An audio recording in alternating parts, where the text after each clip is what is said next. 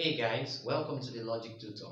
This video is going to take us into the world of quantum mechanics, which has to do with the mechanics of the movement of small particles. Endeavor to click on the subscribe button and also on the bell beside it. That will make you see more of our videos and get notification once we post the videos. Now, we want to talk about quantum mechanics and Schrodinger's equation. So what does quantum mechanics talk about before we go into explaining in more details? The word quantum, its means are small particles, indivisible particles. That is what the word quantum is. For instance, an electron is extremely small in mass and size, so we can call it a quantum. So a light particle can also be called a quantum because of the small size. So when we talk about quantum mechanics, we're talking about the movement or behavior of small particles. That is what quantum mechanics is talking about. In the work of Max Planck and Albert Einstein, we were forced to believe that energy is quantized. So when I say energy is quantized, energy exists in we have discrete amounts, integers. Like we could have a body with smaller energy, while one we have a bigger energy. So energy exists in what? In discrete. That is the meaning of energy is being quantized. And we also meant to understand with their work that particles exhibit a wave-particle duality property. So which implies that some particles, for instance, electron, behave like a wave and also like a particle. So, but the reason for all this were not explained by the work of Max and Albert Einstein. But later on, Louis de Broglie took it from there and extended this principle to all masses, even greater than even masses of which are bigger than electrons. So he let us know that masses that are bigger than electron also exhibit the same property. But why are they not observable due to their big mass? Is because every masses is assigned a wavelength, and the wavelength is corresponding to the energy possessed by the body. But he also established that the wavelength is inversely proportional to the mass of the body. So which implies that the bigger the mass, the smaller the wavelength. And bigger bodies, which are apparently bigger than the molecule, will have a very negligible wavelength. So which some mostly, almost not observable. So we cannot easily observe their wave properties. But particles that are very small, taking electron into consideration, they have very longer wavelengths due to their small size. So with these, we can visualize electron. We can visualize electron as a wave, though at the same time a particle, depending on which of the property you're working with or you're about to study. So now we can visualize electron as a wave. And what type of wave do we think an electron is? An electron is a standing wave. A circular standing wave. What do I mean by standing wave? Just like we have learned in physics, that we have a standing wave in that. So I can have this.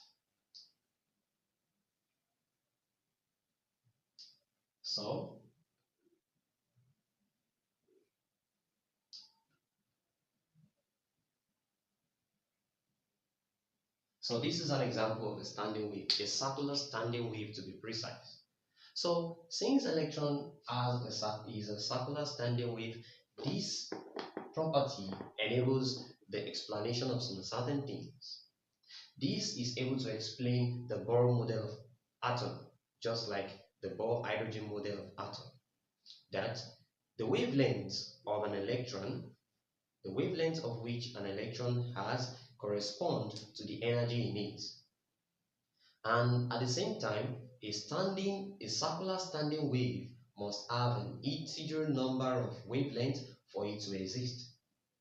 So which implies that the wavelength of which the electron could occupy is a series of integers, which is 1, 2, 3, 4, and these wavelengths correspond to the amount of energy in the electrons. So which implies that when an electron is supplied with energy, it has to jump from higher orbits, of which the Bohr model of atom has put the imaginary line to have the nucleus here, the first shell, the the second shell, and so on. So each shell corresponds to the integer number of wavelengths. And also, when an electron jumps from one shell to the other, it indicates that there is increase in wavelength, and at the same time, it is accompanied by increase in energy.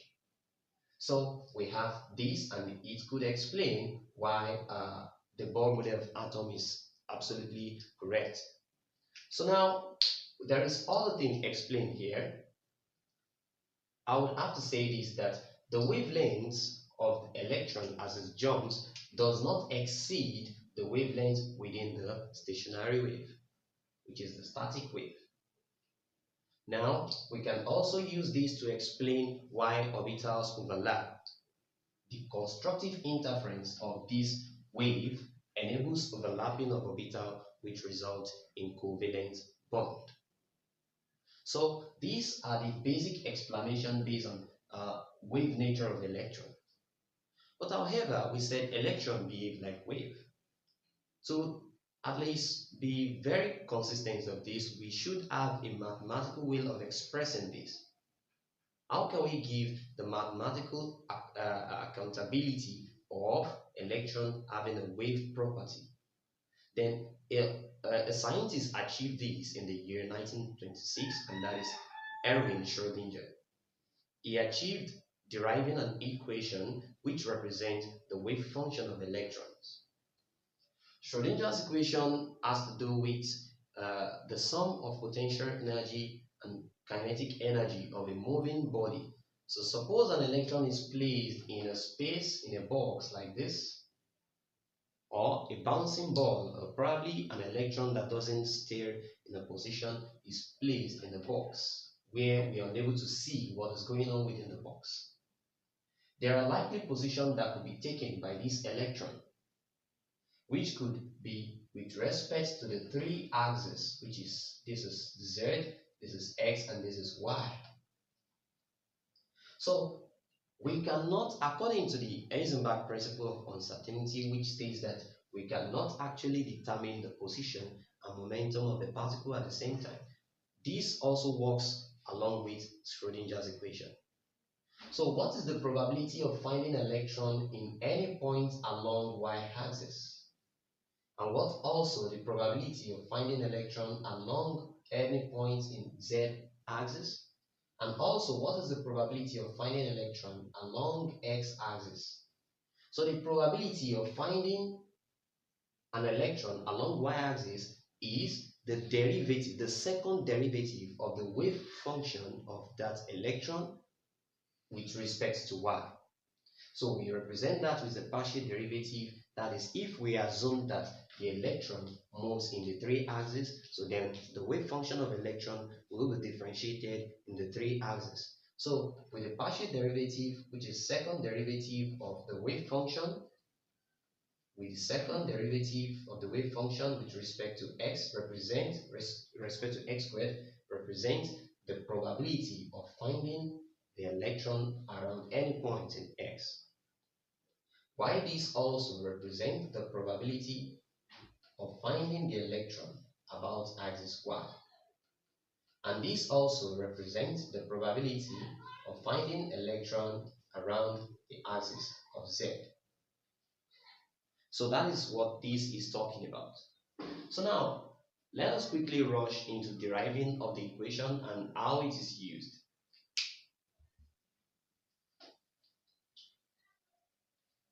Anyway, I made a statement that the total energy of an electron, or the body rather, is equals to the kinetic energy, which is half mv squared, plus the potential energy, which is U, if I represent that with U.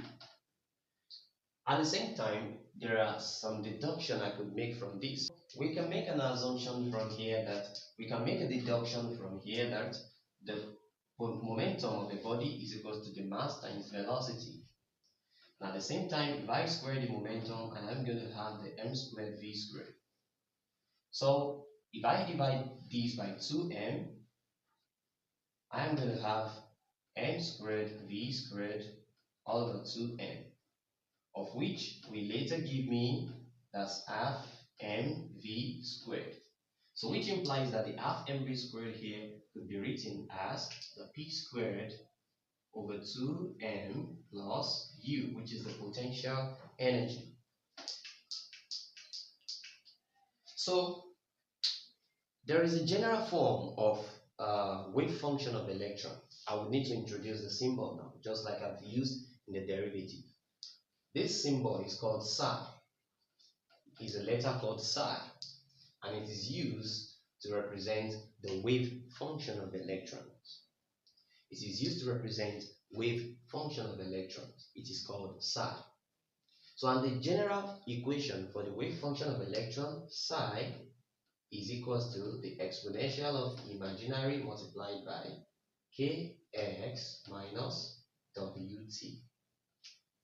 So if this is the general form, now let us differentiate this function with respect to x. That is, we want to find the probability of getting the electron along x-axis alone. Don't forget, the reason why we're working with x-axis alone is because electron is a standing circular wave which is only a linear form. So we have a tendency that is along x-axis alone.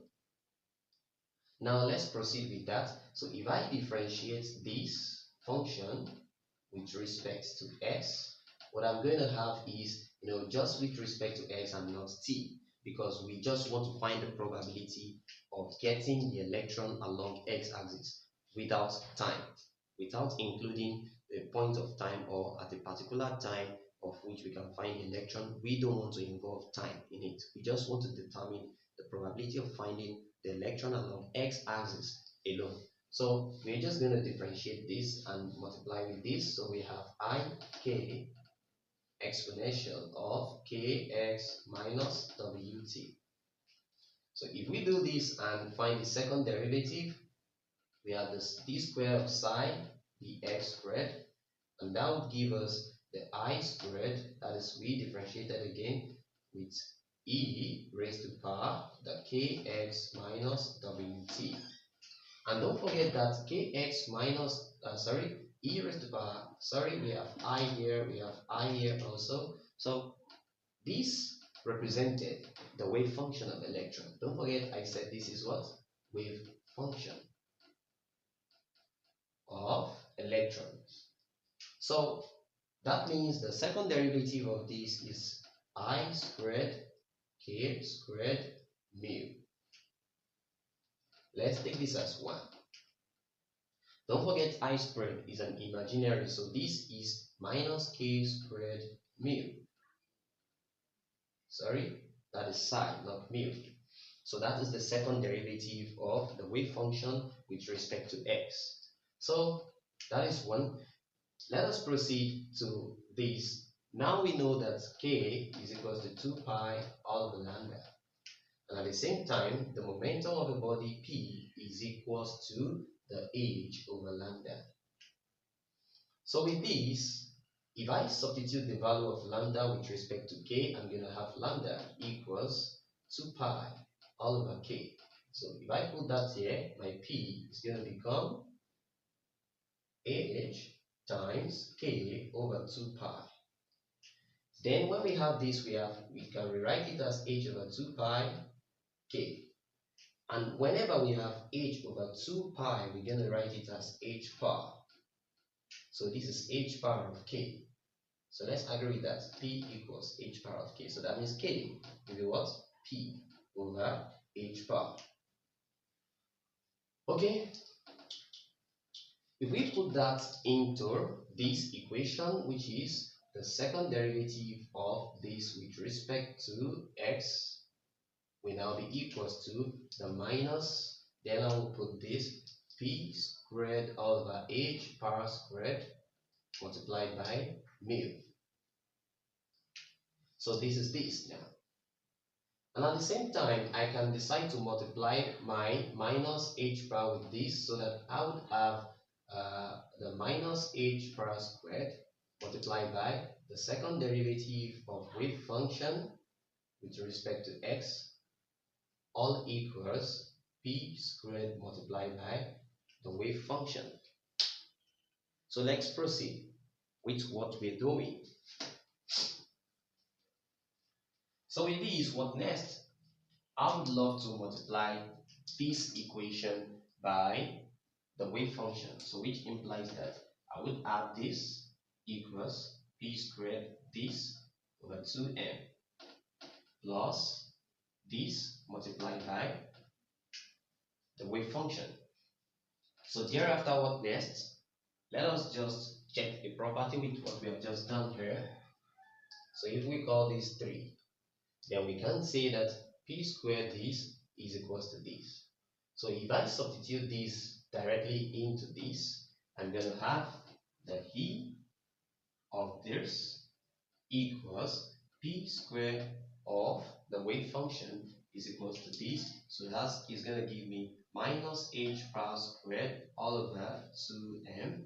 And this gives us d squared, the wave function, dx squared, all plus u dot the wave function.